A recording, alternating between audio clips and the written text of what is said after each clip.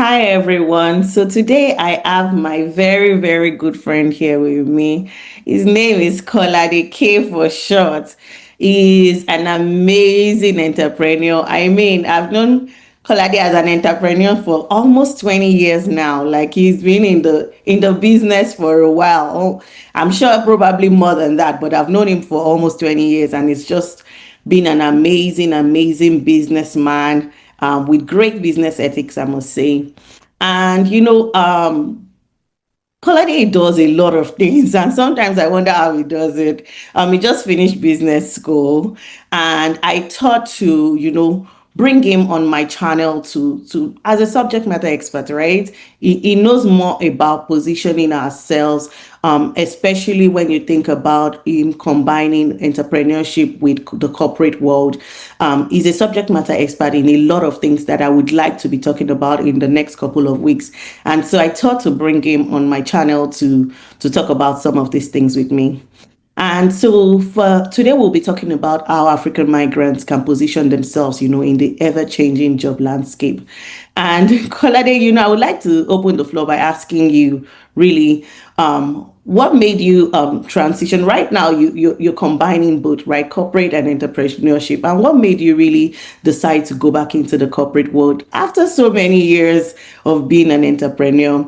By the way, before you answer that question, my last video was about transitioning careers, and I feel like that feeds into this topic. The job market is changing every day, and Yep. so what would you say made you to consider going back into the corporate landscape without still letting go of your entrepreneurship and your businesses, right?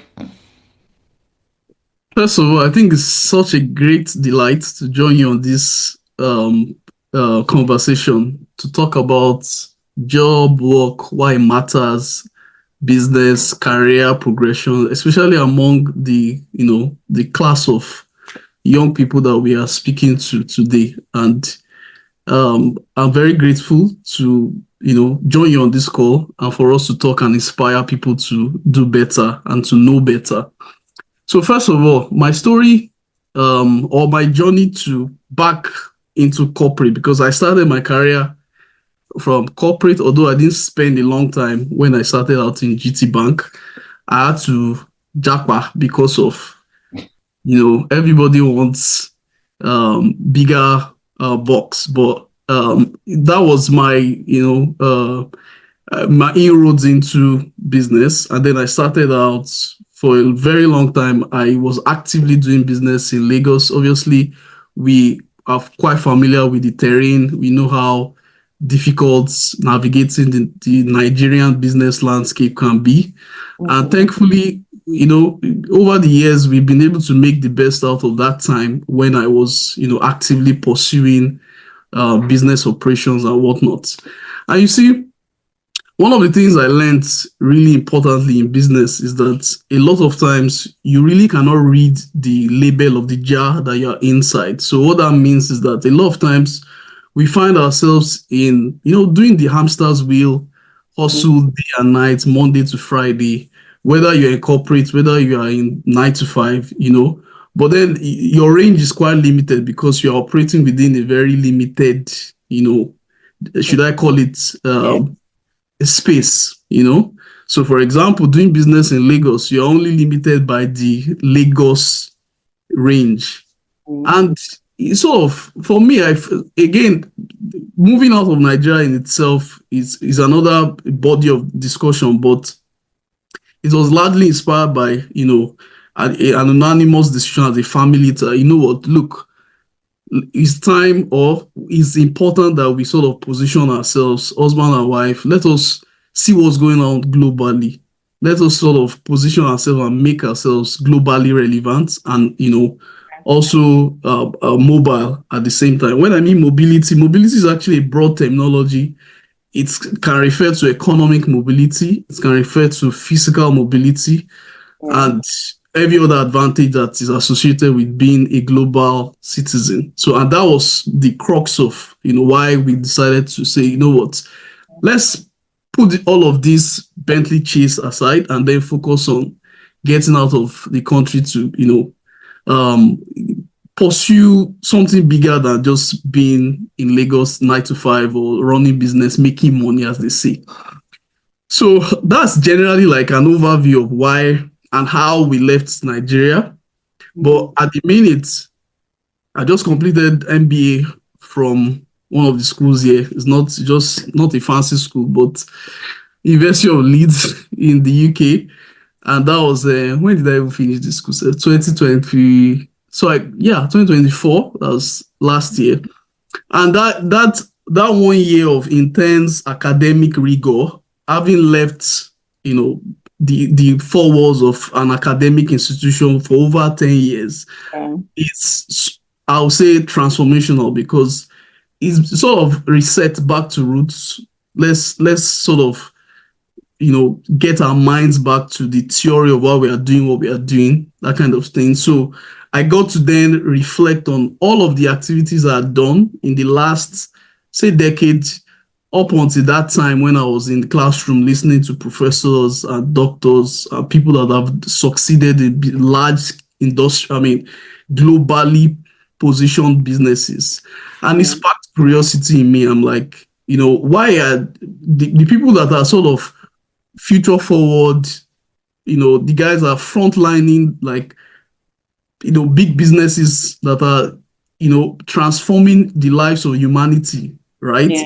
Why are they predominantly white people? Why is it that people of my kind, Yeah. very few and far between in those, corridors? So Mm.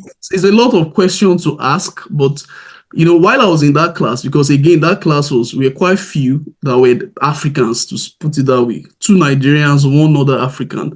And, we kept on, debating and asking ourselves these questions. So after school, what next? And for me, I'm like, one of the best ways to actually get to throw yourself into the deep end of these things or get your feet wet as to knowing what it is like to actually deliver and Hmm. do well in a global setting is to actually be involved in one. That's right. Because back in Nigeria, a lot of times, I mean, many business people, let's say young people, they sort of stumbled into business. Maybe they just found themselves Yeah. actively doing something that they are good at, and they just sort of commercialize that part of what they are doing, which is legitimately fantastic. It's good. Yeah. There's economic reward in doing that, but again, the entire moving parts of running a business, it might just fall out of range for them. So for me personally, I felt that the next best thing was to, after MBA, get into corporate again and just sort of understand what the landscape is. Just Yeah. have a broader view as to what, you know, globally relevant businesses are doing. Yeah, that's interesting that you said that because I remember the first time I left Nigeria, which was like a very long time ago as well. Like that was the first thing that it was like a Mm. culture shock for me. Like Yeah. the method of education where I was coming from was totally different from business school. And when I Mm. got to business school, it was like my brain expanded so much in 1 year. Like it was Mm. so unbelievable. I feel like I was a brand new man after a year. So I can really relate to 100%. that. And now talking about going into the job market to understand how corporations work, how is business Mm. done. And that was one of the privileges I actually had when I did business school, learning different countries, how Mm. business, the same company, right? Doing business in a different way in different countries. And it was so Yeah. beautiful to see it hands on, not like, not just case studies, right? We've Yeah. going into the market with these companies and learning their business models and preferring even solutions to some of them. I mean, it was, Absolutely. yeah. So now, Kolade, what would you say that people that are trying to position themselves, I feel like some people are still trying to find their foot, right?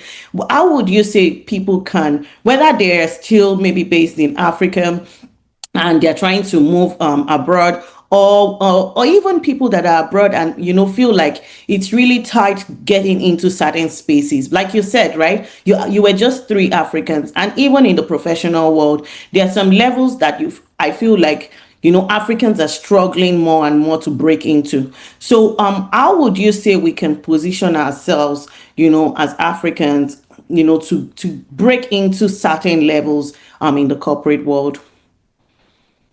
Good question. I think I was we're having a chat, myself and a couple of my friends. These are guys that are littered across the world doing big stuff. They're in tech, different industries.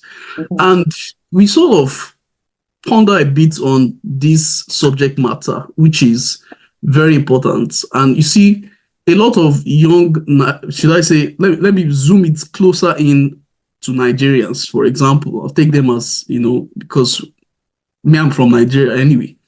And one of the challenges that we have is um, our understanding of why this is important in the first place. Because you see that idea of I want of becoming, right?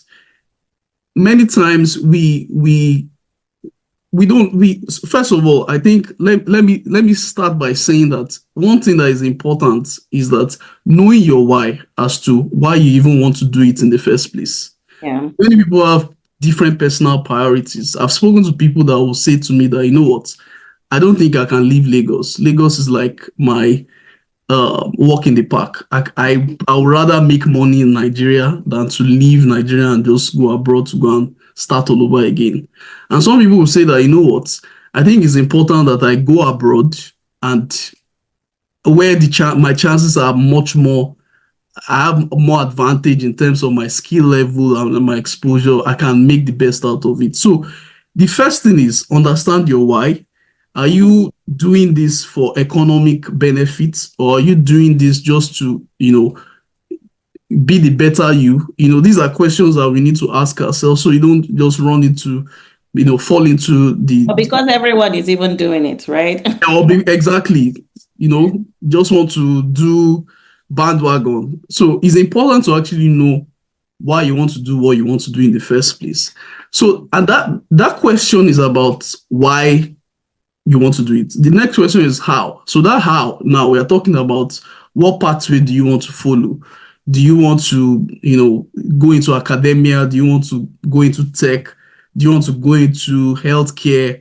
There are different industries. And in fact, the job landscape now has changed. It's not even that it's changing, it has changed.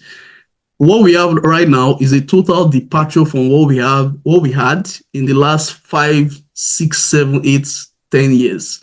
The regular sequence that we know it as we know it in Nigeria is you do secondary school, go to uni. After uni, you possibly would do NYC, and then you get a job, and then you start earning salary, right? That Yeah. is that's the template as we know it.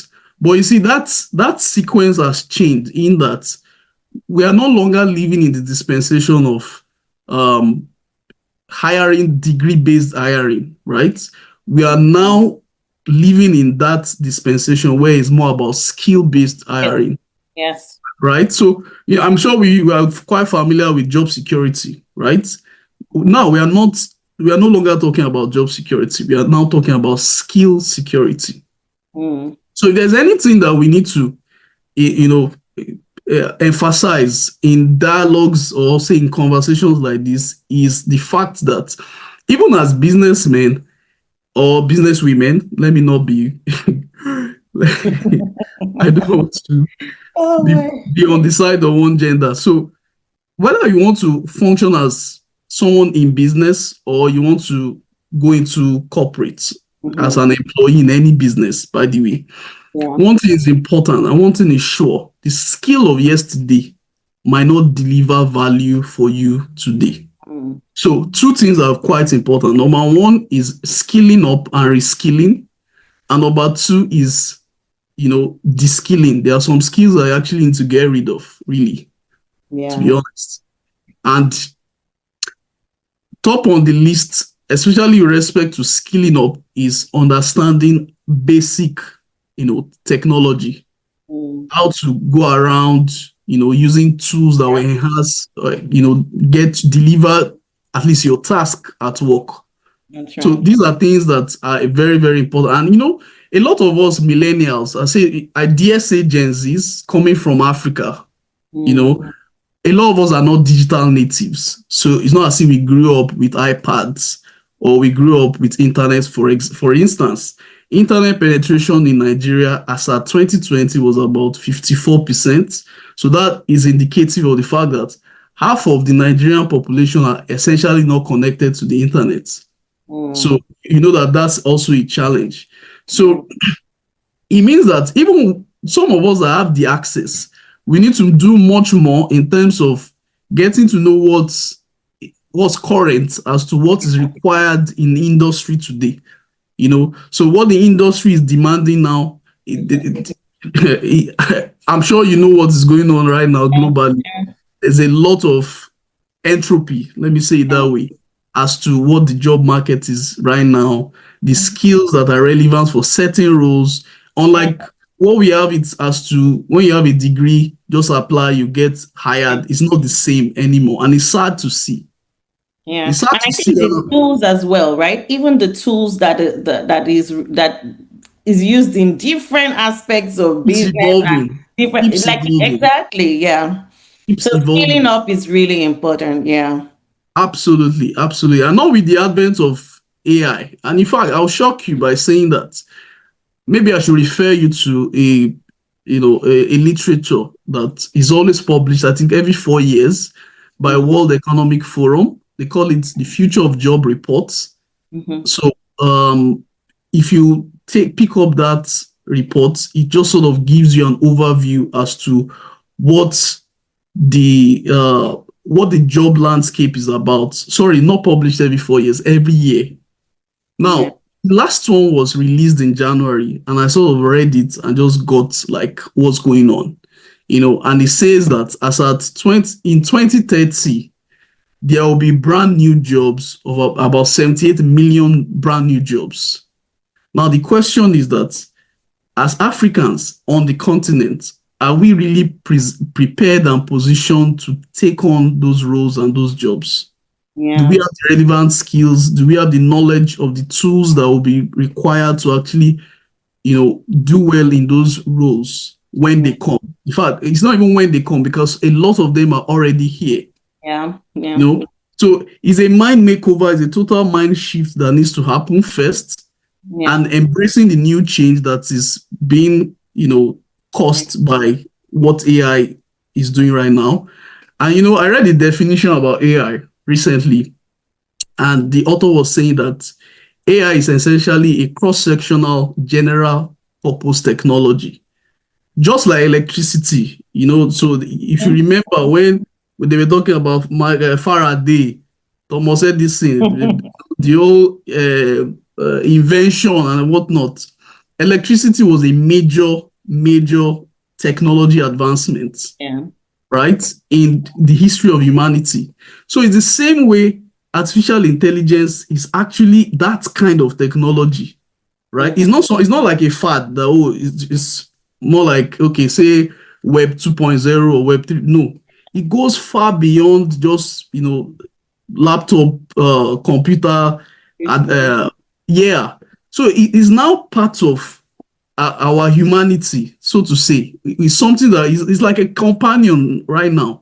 So we need to, instead of pushing back, to the towards to the idea, is important for us as young people to even start to embrace it and start to see how we can get the benefit of it, and start to see how we can plug into opportunities where we can actually be better off. And of course, inextricably, being better off means that the continent is actually equally better off for it.